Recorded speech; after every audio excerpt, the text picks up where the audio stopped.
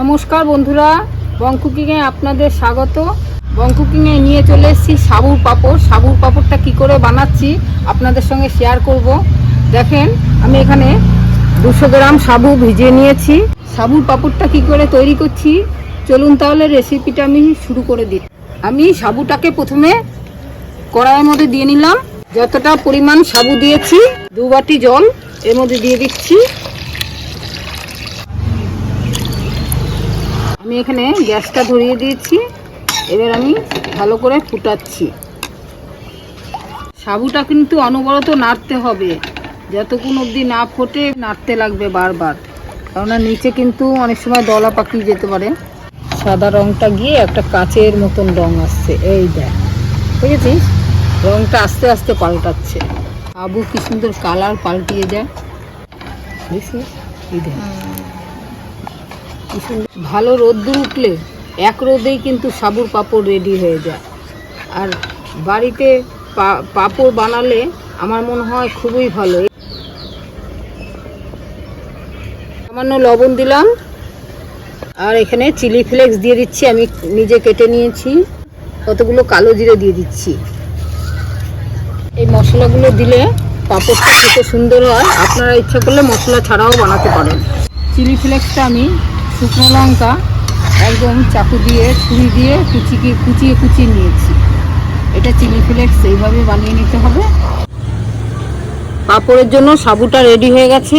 কি করে রেডিটা হয়েছে আপনারা বুঝবেন কি করে জানেন? এই যে সাইডে যে লেগে রয়েছে এগুলো শুকিয়ে গেছে, ধারগুলো, এগুলো দিয়ে বোঝা যাচ্ছে যে আমার ফোটানোটা পুরো রেডি হয়ে গেছে। আমি গ্যাসটা অফ করে দিলাম। দেখেন বন্ধুরা, আমি একটা পলিথিন পেতে নিয়েছি। এবার এর উপরে আমি একটুখানি তেল মাখিয়ে নেব। তেল মাখালে ওঠাটা ভালো উঠবে। তেল আমি মাখিয়ে নিচ্ছি এর উপর দিয়ে।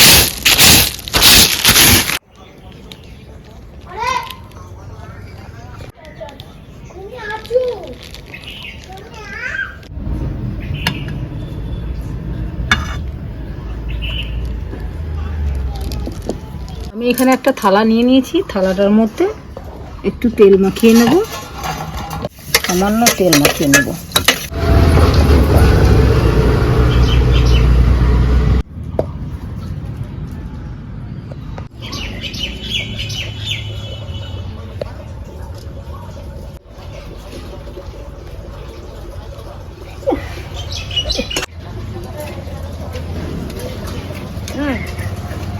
এটা ধর, ওখানে উঠে। দেখুন বন্ধুরা, পাঁপড়গুলো শুকিয়ে গেছে, কত সুন্দর উঠে পড়ছে। এই দেখেন, একদম পুরো শুকিয়ে কি সুন্দর হয়ে গেছে, একদম হাত দেখা যাচ্ছে। এই দেখেন, এই একটা উঠাচ্ছি, বেশ একদম পাঁপড়গুলো এইরকম পাতলা পাতলা হয়েছে। দেখেন কত সুন্দর পাঁপড় হয়ে গেছে। দেখুন বন্ধুরা, পাঁপড়গুলো কত সুন্দর হয়েছে, কত সুন্দর, দেখেছেন কি সুন্দর পাঁপড় হয়েছে। পাঁপড়গুলো আমি এখন তেলে ভাজা করব। সাদা তেল নিয়ে নিচ্ছি। অনেক দিন ধরে রেখে খাওয়া যাবে এই পাঁপড়। আমি সব পাঁপড় ভাজবো না, আমি অল্প কিছু পাঁপড় ভাজার জন্য নিয়ে এসেছি। উনানটা আমরা জ্বালিয়ে দিলাম। এবার তেল দিয়ে দিচ্ছি, রিফাইন তেল দিয়ে দিলাম।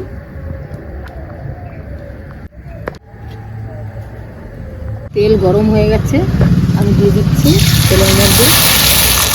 দেখুন কত সুন্দর পাঁপড়গুলো ফুলে উঠলো।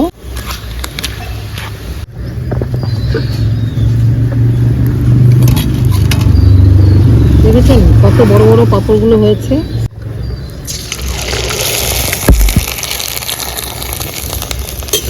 কত ছোট ছোট পাঁপড়গুলো কি সুন্দর ফুলে গেছে।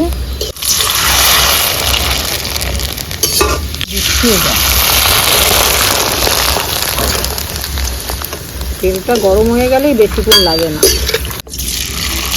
একটা একটা করে দেখ কত বড় হয়ে গেল,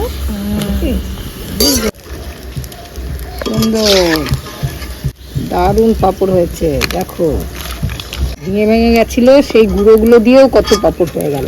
ওটা আমি কত সুন্দর খাস্তা পাঁপড় হয়েছে। এই দেখেন পাঁপড়টা কত সুন্দর খাস্তা হয়েছে। দেখেন বন্ধুরা কত সুন্দর পাঁপড় হয়ে গেছে। পাঁপড়গুলো যে যেখান থেকে দেখছেন একটু লাইক শেয়ার কমেন্ট করে দেবেন। ধন্যবাদ।